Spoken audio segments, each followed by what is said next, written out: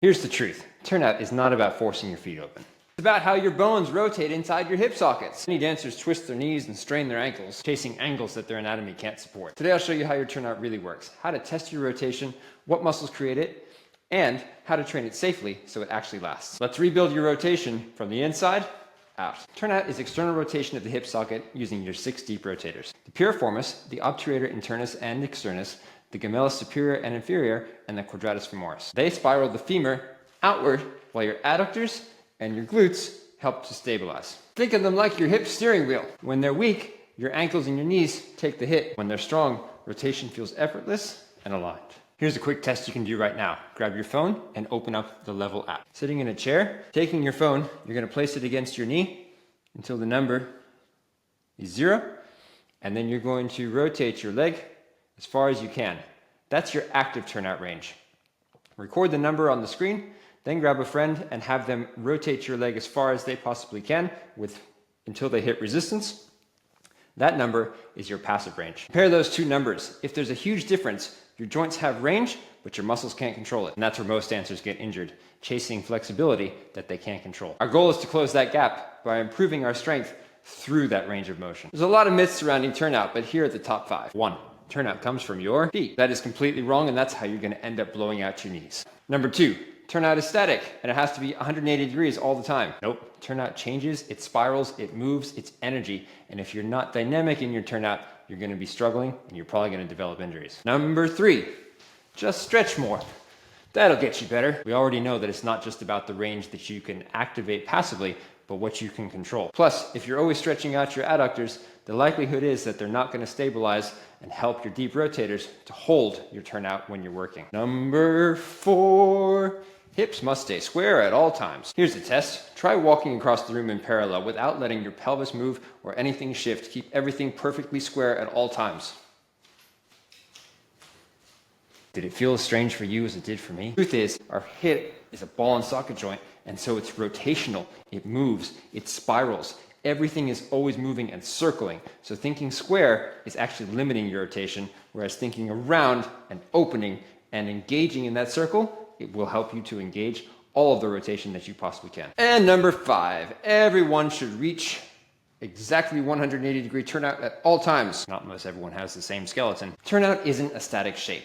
It drives your pliés, it drives your turns, it drives your jumps, it even drives your adagio. But if it's holding in the same place all the time, it's actually going to be limiting your artistic movement. Try this for me. Stand with your feet in parallel, place your hands on your hips, and rotate your legs so that your feet stay planted in the ground, but you're using your deep rotators to try and engage and externally rotate your femur.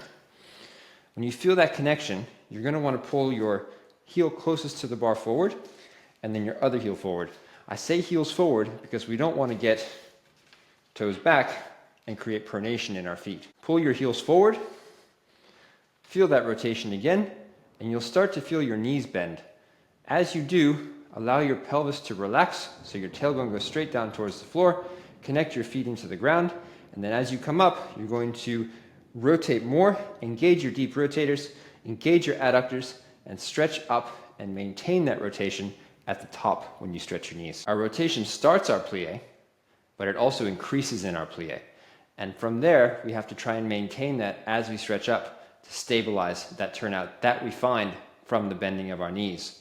As we rise, it's a matter of stabilizing and engaging all of those same muscles that held as we were stretching to increase and stabilize while we're on releve, so that when we turn, everything is connected as well. Turnout is the silent stabilizer that keeps every ballet movement clean. Remember how I talked about the adductor engaging as we stretch our legs?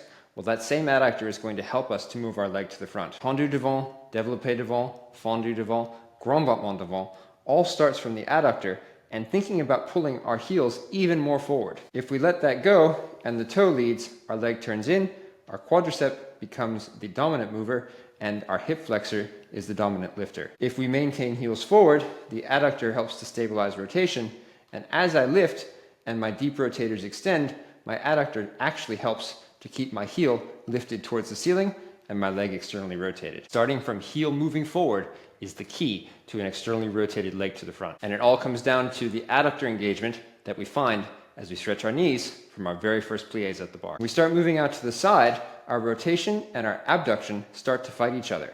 So we have to balance the stabilization of the deep rotators with the glute medius that's helping to lift our leg and the hip flexors that are helping to control that lift all the way to the top height that we can possibly lift our leg. So starting again with heels coming forward, we're rotating that leg.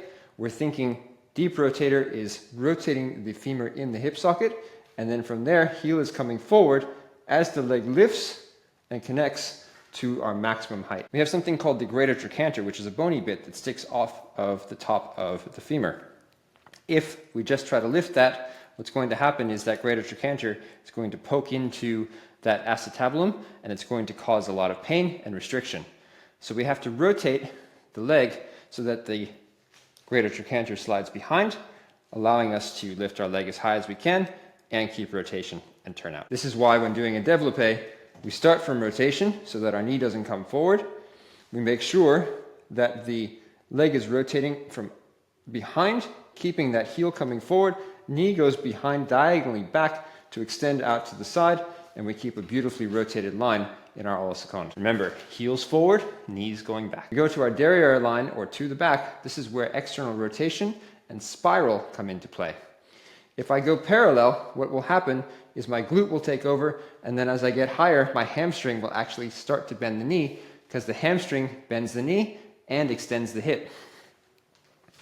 So we have to externally rotate the leg as far as we can so that we keep our heel, again, coming forward, and our top of our backs of our legs lifting up towards the ceiling. This doesn't mean that we spiral away and put torque through our standing knee. It means that both sides are rotating, the pelvis opens just enough to allow for that femoral rotation, and our shoulders and our ribs come back towards our standing leg.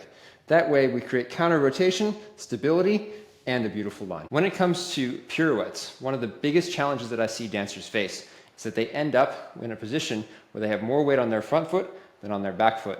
This causes their back knee to turn in and ends up reducing their rotation in their pirouettes. Instead, what we want to try to achieve is to bring the back knee as open as possible, starting your plié from rotation, equal weight on both feet so that we can get the torque necessary in our legs to snap to that quarter point in the turn, get your knee open, and connect your elbow together with that knee so we have a nicely turned out pirouette. Remember guys, rotation is a spiral. It's not just a static position. Here's another major challenge I find most dancers face when trying to find their turnout. Many dancers are told not to turn their feet out too much for fear of over-rotating. But oftentimes they end up with more range in their hips than they're using in their feet. And so they actually start to supinate and roll to the outside of their foot. This can cause potential injuries to the outside of the knee. The same way that over-rotating and pronating can cause injuries to the inside of the knee. What we want to find is that stable position where your pelvis is neutral, your feet are controlled, even weight through your big toe, your little toe, and your heel, so that you're not rolling forward, you're not rolling back, and your rotation is controlled and stable. If you're finding that you're having trouble turning out, it's likely that your posture is to blame. The biggest postural issues we find with young dancers especially is a sink into anterior tilt, a forward postural alignment, and then an overstretching of the deep rotators so that they can't actually engage them to start their movement from rotation. A key to finding your neutral pelvis is to come down to the ground, hands directly beneath your shoulders, knees directly beneath your hips, tilt your pelvis in both directions, and then once you've found both, try to find the one right in the middle where your neutral spine. Try to extend one leg and one arm while maintaining that stability, and then do the other side. This exercise is an excellent way to start to stabilize and find your basic posture so that when we come to the bar, we're not tilting this way, we're not tilting this way. Our pelvis is neutral, our rotators are doing their work, and our shoulders are directly on top of our hips, directly on top of our knees, directly on top of our feet. The next biggest challenge that often takes place is when dancers put too much weight over their ball of their foot. Putting the weight too far over the ball of the foot stops the deep rotators from being able to rotate the hip because we're sinking into that joint and stretching out the connections. We want to try and get on top of that so that the iliac crest is directly above the midline of the foot. You can rotate and engage and stabilize your position beautifully. But you're probably wondering, what exercises can I do to help those muscles be strong enough so that I'm not swimming around, losing my connection in my core, losing my postural alignment, losing my pelvic alignment, and then reducing my ability to turn out. I've got 5 exercises we're going to jump into right now. Let's get into it. Our first exercise is our clamshell glute bridge. So what you're going to do is come down onto your elbow, one hand on your hip. Your knees are going to be bent to a 90-degree angle to the hip, and you're going to press your bottom knee into the floor as your top knee extends up towards the ceiling. This is going to help to stabilize and develop the strength in your deep rotator on your side that is on the floor, as well as connect the other side working at the same amount of degree of turnout at the same time. When you rise up, you're going to hold for 2 seconds and then slowly control the lowering back down to the floor. Do 3 sets of 10 of this exercise and make sure they're nice and slow and controlled. Our next exercise is a hip extension lunge. You're going to lunge as far forward as you can, stretching your back knee, but not letting your hips rise in the air and then come back down. This is to help mobilize the hip flexor in case it's causing any restrictions or potentially causing the hips to tilt in a more anterior direction. Do this exercise for 3 sets of 10 on each side. Our next exercise is going to help to stabilize our adductors and work the rotation to the front. You're going to bring your foot out to the front, lean slightly forward, externally rotate the leg and flex the foot, lift up and back down, up and back down, up and back down. Doing 3 sets of 10 on each side. Practicing our turnout, it's also important to do this exercise, which is going to help to develop rotation in each direction continuously. You're going to flex your foot to the front at 45 degrees, keeping your toes pointed out towards the side. Rotate on the standing leg. Make sure that that leg does not turn in. Bring it to the side.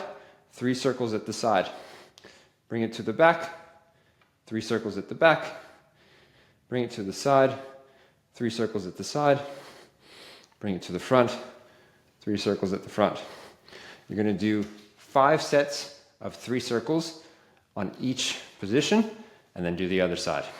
As we're working, this last exercise is going to help with our stability. So you're going to bring your knee up, your foot is attached at the knee in parallel. You're going to try to rotate out towards the side as far as you possibly can, taking 5 seconds going out, and then 5 seconds slowly coming back in.